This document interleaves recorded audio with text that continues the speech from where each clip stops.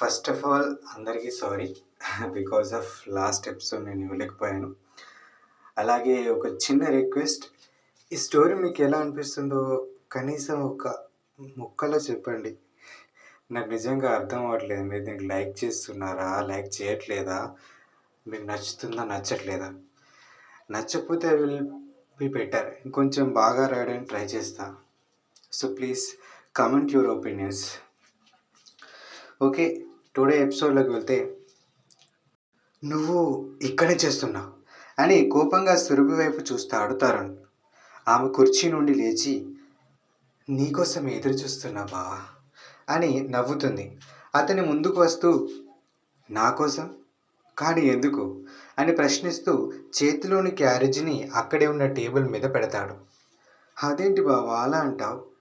ఎందుకో నీకు తెలీదా అని సిగ్గుగా అతని వైపు చూస్తుంది. తెలియదు. అయినా బాయ్స్ హాస్టల్లోకి ఇలా రావడానికి నీకు కొంచెం కూడా ఏం అనిపించలేదా అని అంటూ ఆమె ఎదురుగా నిలబడతాడు.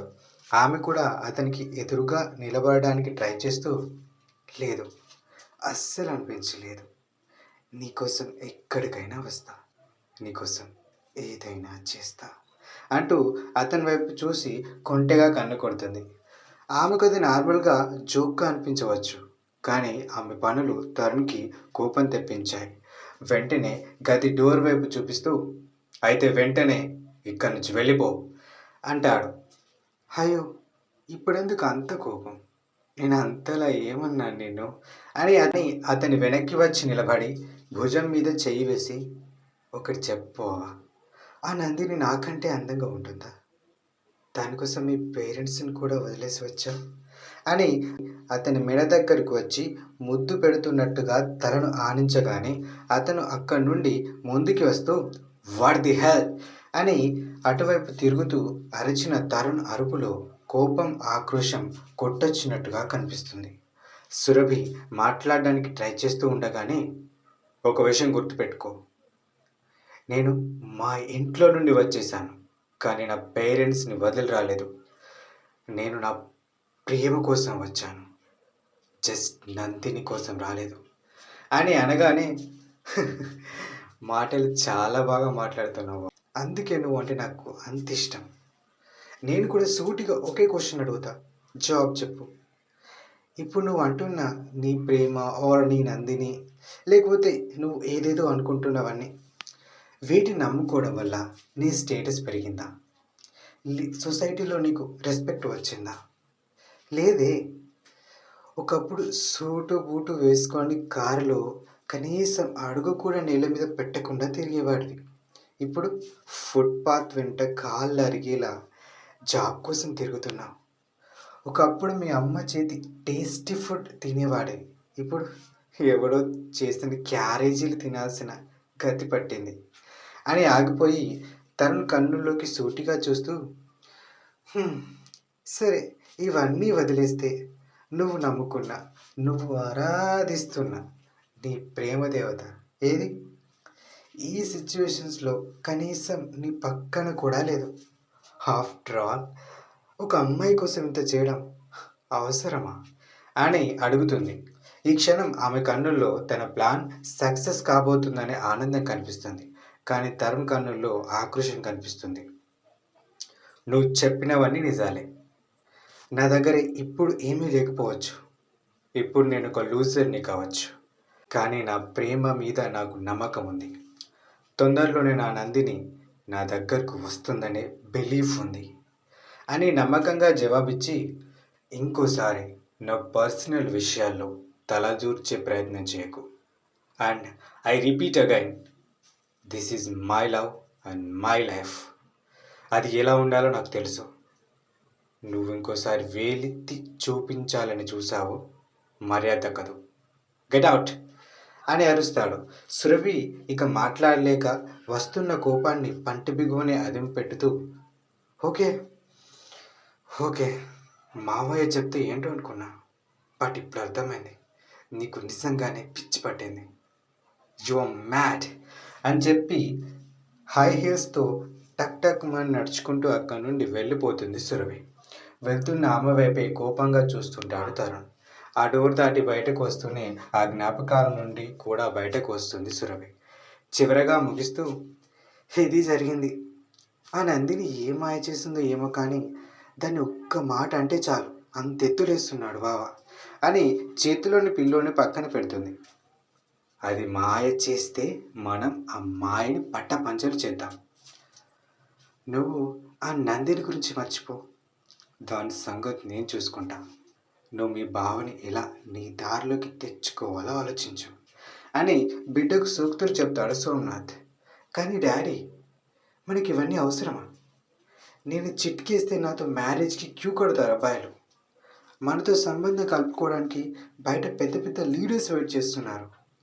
వాళ్ళందరినీ వదిలేసి నువ్వు ఈ తరుణ్ వెంట ఎందుకు పడుతున్నావు? నాకైతే అర్థం కావట్లేదు. ఇట్స్ జస్ట్ యూ ఫూలిష్నెస్ అనిపిస్తుంది అని చిరాకు పడుతుంది. సోమనాథ్ నవ్వుతూ, ఫూలిష్నెస్ కాదు, ఇంటెలిజెన్స్. నువ్వన్న ఆ క్యూ కట్టే వాళ్ళు ఎప్పటికైనా మనల్ని తన కంట్రోల్లోకి ఎలా తెచ్చుకోవాలా అని చూస్తారు.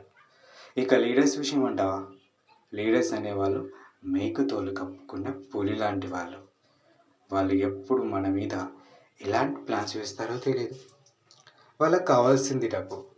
అది దొరికితే ఓకే, లేకపోతే వెంటనే నాటోకి చెప్పేస్తారు అని ఆగిపోయి సోఫా నుండి లేచి, కానీ మీ మావయ్య అలా కాదు. పైకి గంభీరంగా కనిపిస్తాడు కానీ లోపల చాలా సాఫ్ట్.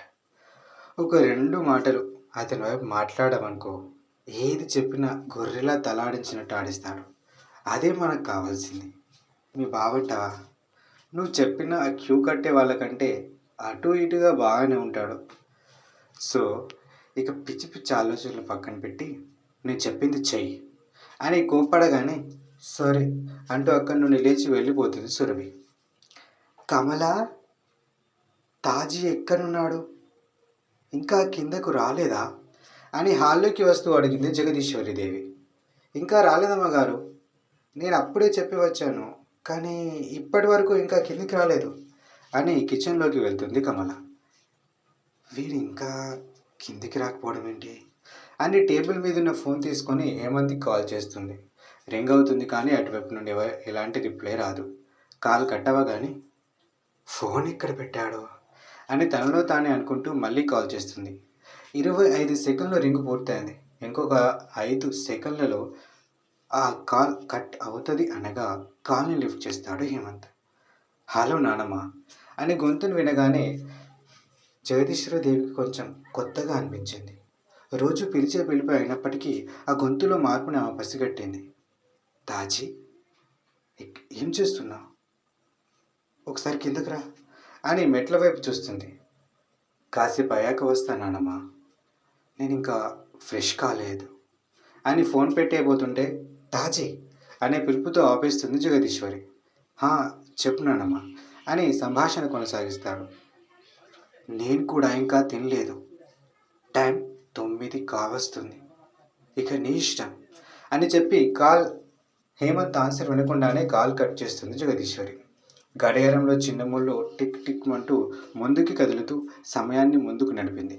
జగదీశ్వరిదేవి ఇంతకుముందు ఎక్కడుందో అక్కడే ఆగిపోయి ఆ మెట్ల వైపే చూస్తుంది. ఇంతలో అక్కడికి వచ్చిన కమల, అమ్మగారు, టైం 9 దాటింది, ఇప్పటికి కూడా తినకపోతే మీ ఆరోగ్యం పాడవుతుంది, రండి, హేమంత్ బాబు తర్వాత తింటాడు అని జగదీశ్వరికి సర్ది చెప్పడానికి ట్రై చేస్తుంది కమల. జగదీశ్వరి జవాబు ఇవ్వడానికి ముందే, అవసరం లేదు, అందరం ఇప్పుడే తిందాం అనే మాటలు వినిపించడంతో ఒక్కసారిగా ఇద్దరు చూపులు మళ్ళీ ఆ వాయిస్ వచ్చిన వైపు వెళ్తాయి. అటుగా చూసిన వీళ్లకు హేమంత్ నడుచుకుంటూ ఒక్కొక్క మెట్టు దిగుతూ కనిపిస్తాడు. అతన్ని చూడగానే జగదీశ్వరి మనసులోని చింత ఒక్క క్షణంలో మాయమైంది. కానీ ఎప్పుడైతే హేమంత్ తినడానికి కూర్చున్నాడో ఆ క్షణం జగదీశ్వరిలో ఆ అనుమానం మళ్ళీ మొదలైంది. తింటున్న అతని వైపే చూస్తూ, ఏమైంది వీనికి?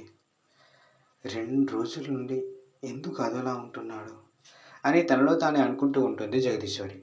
ఆమె పక్కనే ఉన్న కమల కూడా అదే అడగడంతో అతనిలో వచ్చిన ఈ మార్పుకి కారణం ఏంటో తెలుసుకోవాలనే ఆసక్తి పెరిగిపోతుంది జగదీశ్వరిలో.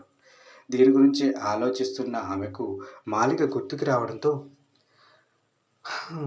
మాలిక దర్శనం చేసుకోక తప్పేలా లేదు అని అనుకుంటూ చెయ్యి కడుక్కుంటుంది జగదీశ్వరి.